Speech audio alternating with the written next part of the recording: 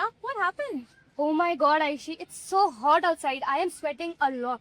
Oh, is it so? I'm not feeling that much hot. What? But how is that possible? It's maybe because you're wearing dark color clothes. But how does that make a difference? Don't you know that dark colors such as black, brown, like, do they attack and absorb more heat?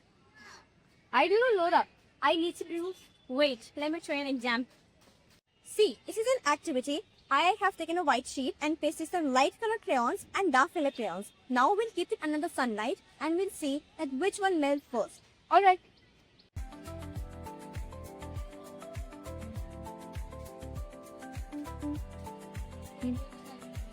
See, now do you believe me?